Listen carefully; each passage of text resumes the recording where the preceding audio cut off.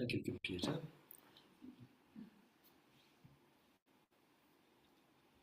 Well, welcome along, everybody. An interesting day today. I got up early. Don't know why, but I just felt like it, and I went out, went round our garden here, and I did an early morning meditation, which I don't usually do. Usually, if I do them in bed. But today is a special day. So it's been a special week, and we look on our screen here. Reverend Sylvia last week was 100 years old, and there she is on Zoom, and she came on herself. And we had a wonderful time last week. Have you recovered, Reverend Sylvia? She said she has. Okay, the mic's off. Okay, as some of you know, Unity often has a theme for the whole world, but I don't know what this year is because somehow we got sidetracked. But in 2021, it was how to stay centered no matter what, and how the awareness of the 12 powers can bring us help in doing this. Now, so far this year, we've looked at the powers of faith for January, strength for February, wisdom and judgment. February was wisdom and judgment, wisdom, judgment, discrimination, and April was, what was April? Love. It's funny how the months go so quick. So here we are in May, and the power is power dominion. As Leslie was saying about the voice box, it's also auspicious that the position in the body is at the base of the tongue, the voice box. Jesus said, "The words I have spoken are spirit and life." In other words, our words have creative power. With our voice, we express our feelings and words, and they can be weapons. If not, used with the power of wisdom and love, the head and heart.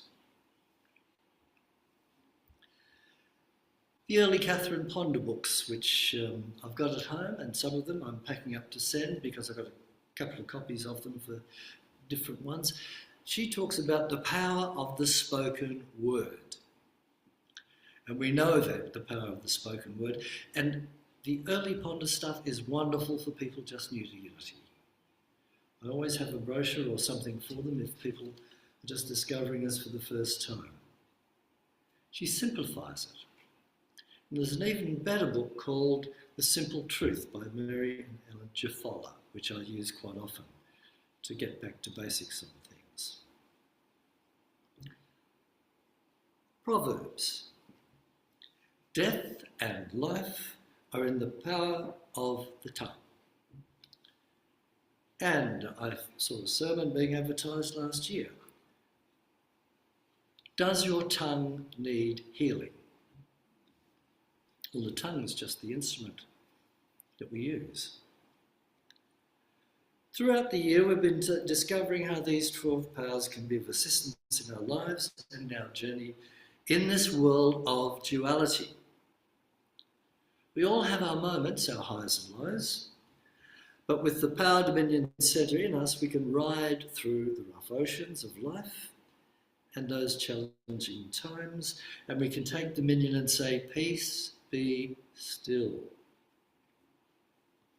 And it's so wonderful, that word, when you're sitting at home and all these thoughts are going through and you say, "Peace, be still." Leslie, you're an English teacher. What is it when the word sounds like what it is? Onomatopoeia or something? There we go. Aren't I clever? So apart from the power of speech, we use the power in communication via emails. Wow. We had one very excitable board member about 10 years ago, and when they wanted something done, it would be in bold letters underlined. And I can't begin to tell you the effect it had.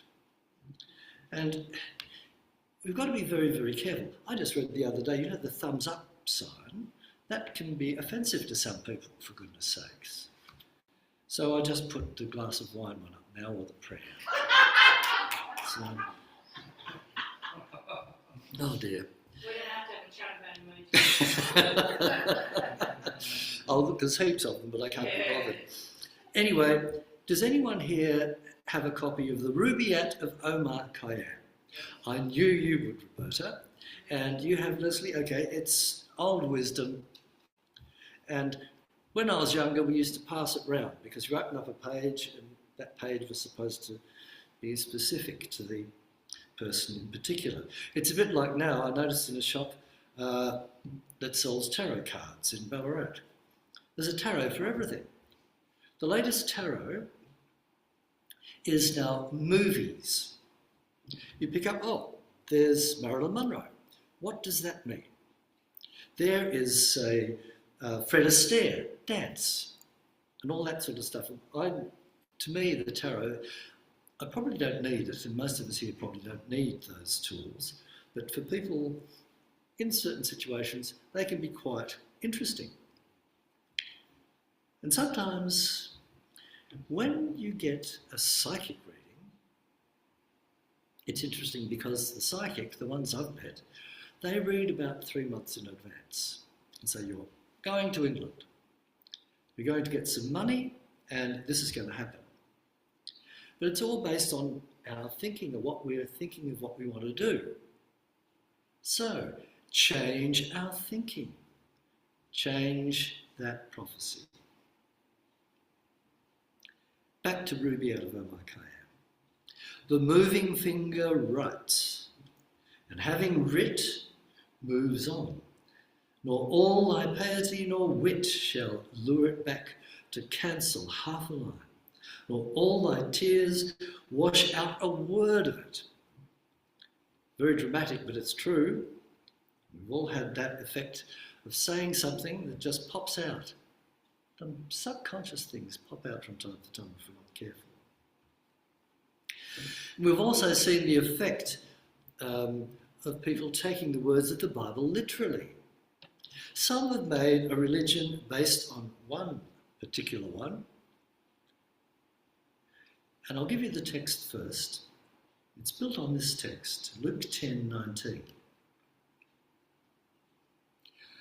Behold, I give unto you the power to tread on serpents and scorpions, and over all the enemy, and nothing shall by any means hurt you.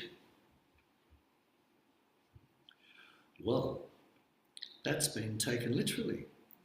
The Snake Handlers Church of Tennessee. Have you heard of it? I googled it, it was fascinating.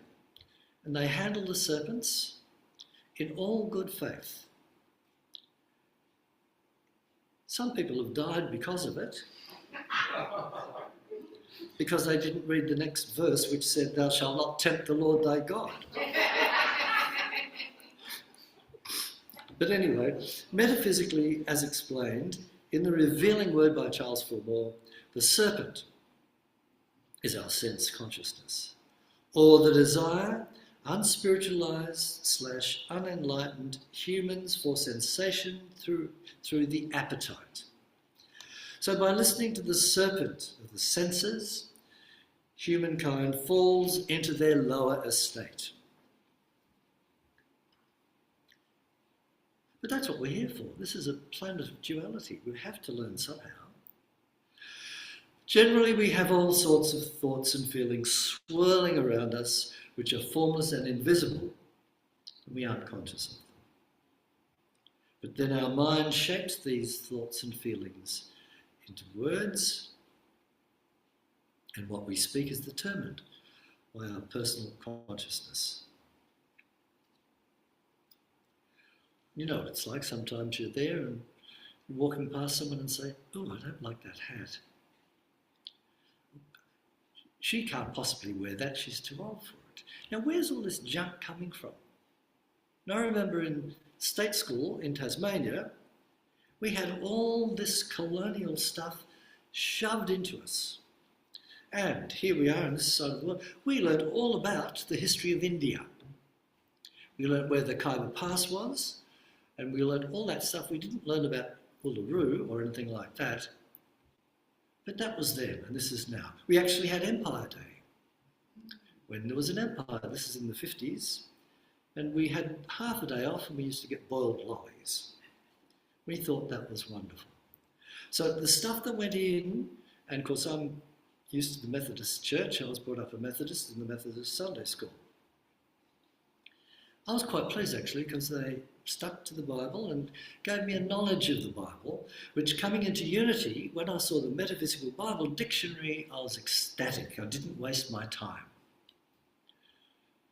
And I remember when I was young, my father said something to me and I quoted the Bible. He said, look, cut that stuff out. It's me you're talking to. And I said, well, you sent me to Sunday school. I said, why did you do it? He said, so your mother and I could get some peace and quiet. And what did the Jesuits say? Get a child up to the age of 7 and you've got them for life. Well, they didn't get me. Thank God for metaphysics and the Unity teachings. Sometimes when we're listening to people, it's not so much of what they're saying, it's the feeling behind it. St. Paul, Corinthians 1, verse 13. If I speak in the tongues of men and of angels, but have not love, I am a noisy gong or a clanging cymbal. As we're seeing now, if you look on Facebook. Don't like spending more than 10 minutes on it. Somehow you feel you're getting into it. Some of the things are quite scary.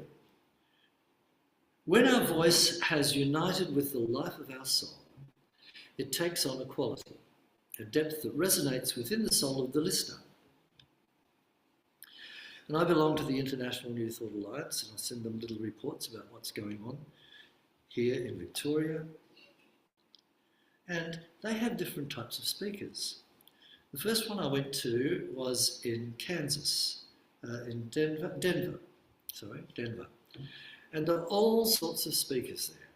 The most wonderful speakers, and I think we were talking before with someone here about Mary Tomkin. And Mary Tomkin I saw, and Mary Tomkin was out here with a few others, Michael Beckwith and others here, when we had the Parliament of Religions years ago. We had the great big men, African Americans there doing their thing. It was heaven. Then you might have some little old lady and she'd come up and she'd speak her truth. And it was just as effective. It's wonderful. Everyone was different. Some were humorous, some were serious, and it worked.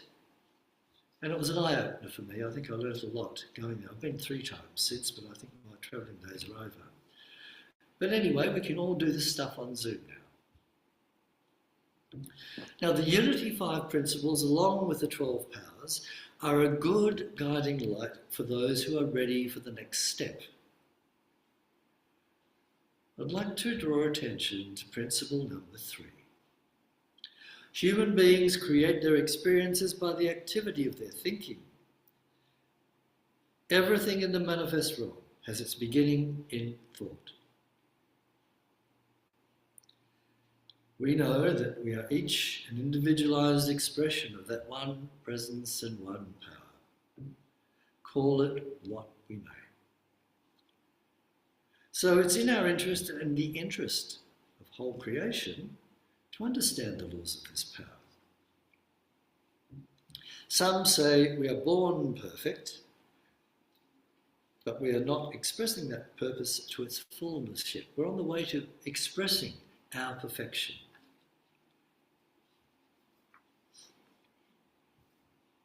So the situation is, not only are we creating with the action of our thoughts, so too is everybody else.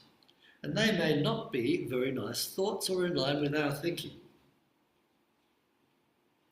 We are surrounded by others, their creations as well, and we may not always get what we want.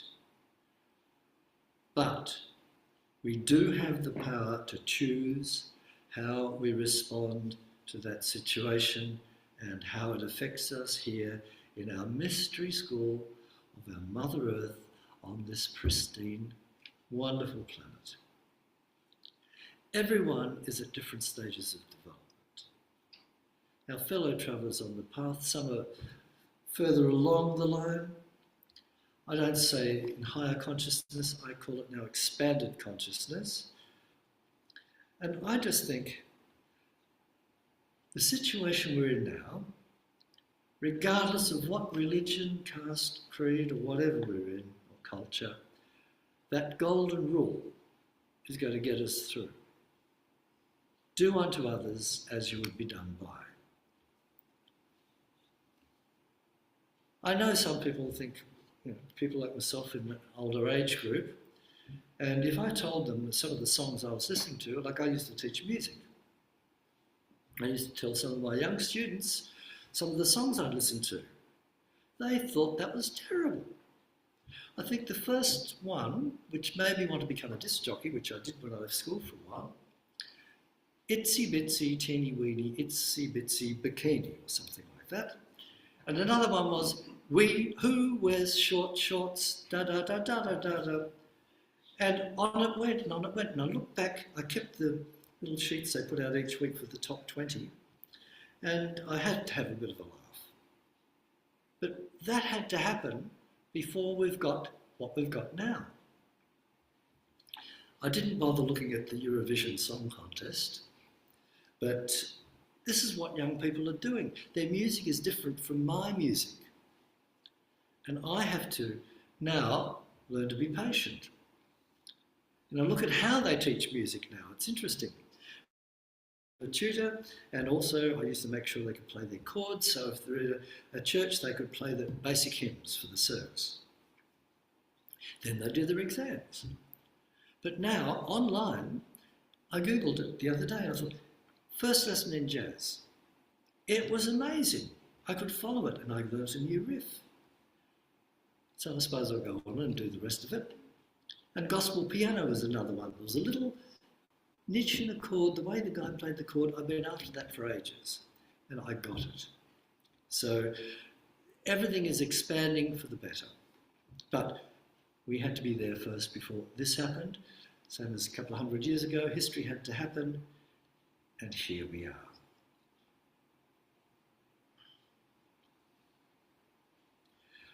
They say there is only one presence and one power in the universe, God, the good, the magnificent.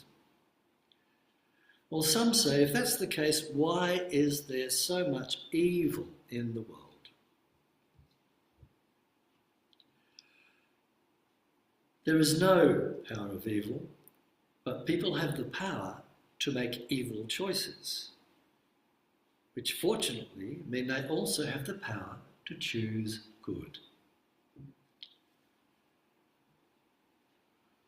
We're all on the way to spiritual expansion, and certain things happen to us whether we like them or not. We lose friends, illness, and also what the world is going through at the present time. It's all extremely challenging. But if we're here, we're meant to accept that challenge. We keep our thoughts on the good, and with many others around the planet, aim to keep balance.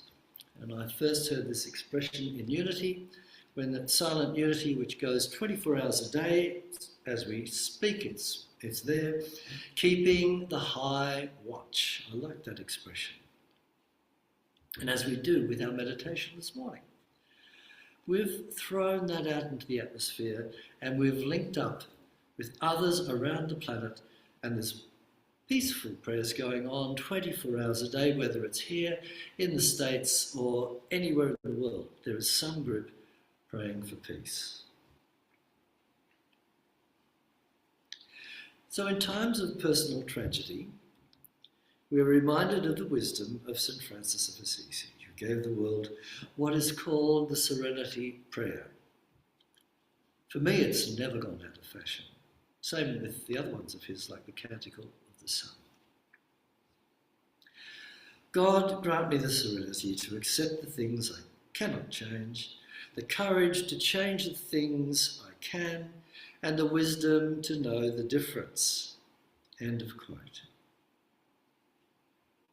This is using our power in line with universal intelligence as we grow into a more perfect expression of it. So, to sum up, the power of dominion, the ability to master, dominate and control ourselves, not others. To apply this power, I put my thoughts into action in line with infinite intelligence. God provides us with every good thing, such as ideas and the substance to shape these ideas into physical form. Yet, we have to make the effort. We have to make use of what we've got and build on those qualities. And that is the hard part. We might know the 5 principles, we might know the power of thought, but we have to do it. And at different times of the day, we're not in the mood. Yet some are. When I look back at the lives of some of the famous people, they always used to take time. Especially some of the wilder ones like Tennessee Williams, who wrote Streetcar Named Desire, and Somerset Maugham. Regardless of the shenanigans of their life, they were at their desk in the morning and wrote, which to me is a wonderful example. We use these powers in line with the power of understanding and wisdom as we go about life, knowing that for every action there is a reaction. As we learn from our past use or misuse of these powers, we see the fruits of our actions and we become anchored in the inner knowing that the law of grace clears the way for a new life. We'll talk about grace some other time. It clears the way for an expanded awareness and we can start again.